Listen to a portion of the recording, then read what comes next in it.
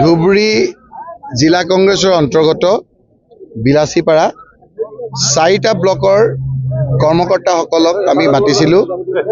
পুৱাৰ পৰা প্ৰথমে আমাৰ বৰপেটাত সমদল কৰি আহি স্মাৰকপত্ৰ দিলোঁ। তাৰ পিছতে আমি ডাঙৰ এখন সভা কৰিলোঁ আৰু পোনে পোনে আহি আমি এতিয়া বিলাসীপাৰাত উপস্থিত হৈছোঁহি। এই ৰাতি যিমানখিনি মানুহ আহিছে সেই মানুহখিনিয়ে মানে আমি যে বহু ভোটত জিকিলোঁ 10 লাখতকৈ বেছি, সেইটো এতিয়াও মানে গাটোত লাগি আছে।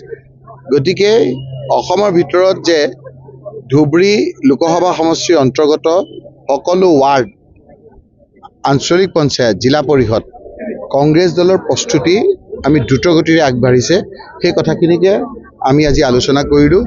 পঞ্চায়ত নিৰ্বাচন হিমন্ত বিশ্ব শৰ্মাই ক্ষমতাত থকা অৱস্থাত নিজৰ চিম্বলটো দি খেলিবলৈ ভয় কৰিছে। তাৰ মানে তেওঁ গম পাইছে যে তেওঁৰ শাসনত মানুহক যে অতিষ্ঠ কৰিছে এইটো ৰিফ্লেক্ট হ'ব পঞ্চায়ত নিৰ্বাচনৰ ভোটৰ মাজত।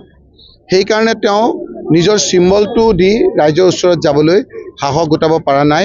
সেইকাৰণে ৱাৰ্ডতে হওক বা জিলা আপোনাৰ পঞ্চায়ততে হওক তেওঁ নিজৰ পদুম ফুল দি তেওঁ তাত খেলাব বিচৰা নাই। আমি হাতৰ চিন দি খেলাব বিচাৰিছোঁ, কিন্তু যেতিয়া আইন এটা কৰিছে সেইটো আমি আইনটো মানি ল'ম আৰু আমি কংগ্ৰেছে দলীয় ভিত্তিতে আমি কৈ দিম যে আমাৰ ৱাৰ্ডত এইখিনি কংগ্ৰেছৰ প্ৰাৰ্থী, গতিকে আমাক ভোট দিব লাগে। আমি আমাৰ পজিটিভ এটিটিউড লৈ পজিটিভ আমি চিন্তাধাৰাৰে হিমন্ত বিশ্ব শৰ্মাৰ গোটেই নিগেটিভ কথা বতৰাবিলাকক যোগেদি ৰাইজক, সকলো শ্ৰেণীৰ ৰাইজ, জাতি ধৰ্ম বৰ্ণ ভাষা নিৰ্বিশেষে সকলো শ্ৰেণীৰ ৰাইজৰ এই পঞ্চায়ত নিৰ্বাচনৰ যোগেদি আমি হিমন্ত বিশ্ব শৰ্মাৰ অত্যাচাৰী শাসনৰ উৰ পেলোৱাৰ এটা ইংগিত দিবৰ কাৰণে অনুৰোধ কৰিছোঁ। এই আন্দোলন তেওঁ কৰিব নিদিয়ে, আমি সমদল কৰিম। এইবিলাক মানে হ'ল তেওঁৰ বিনাশকালে বিপৰীত বুদ্ধি।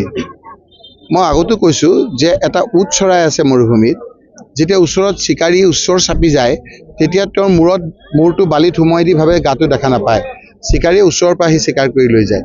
হিমন্ত বিশ্ব শৰ্মাই বালিত মূৰটো সোমোৱাই পেলাই ভাবিছে তেওঁৰ অপকৰ্মবিলাক ৰাইজে গম পোৱা নাই। এই সকলো অপকৰ্ম একমাত্ৰ তেওঁৰ এতিয়া তেওঁৰ বচাব পাৰিব তেওঁৰ লগত থকা পুলিচ বাহিনীয়ে। সকলো পুলিচো নহয়, যিখিনি নিষ্ঠাবান আভিজাত্য থকা অসমৰ পুলিচ আছে সেই লোকসকল তেওঁৰ লগত নাই। মুষ্টিমেয় পুলিচসকলৰ দ্বাৰাই তেওঁ বৈতৰণি পাৰ হ'ব খুজিছে। ডাঙৰ অত্যাচাৰী আমাৰ সাহস নাইকিয়া হৈ গ'ল। ছাদ্দাম হুছেইন একে পৃথিৱী বিখ্যাত আমাৰ নেতা আছিল, শক্তিশালী নেতা আছিল, গাঁতত সোমাই তত্তা পালে অত্যাচাৰ কৰাৰ কাৰণে। গতিকে মুখ্যমন্ত্ৰীয়ে এনেকুৱা ধৰণৰ কথা বতৰাবিলাক গণতান্ত্ৰিক আন্দোলন কৰিব নিদিওঁ। তেওঁ আন্দোলন কৰাবিলাক আপোনাৰ ৰাজনৈতিক দল হ'ব নোৱাৰিব। পিছত আকৌ তেওঁ কৈছে যে সমদল কৰিব পাৰিব। এই কথা বতৰাবিলাকক কোনো ধৰণৰ উত্তৰ দিব লাগে বুলি মই ভবা নাই।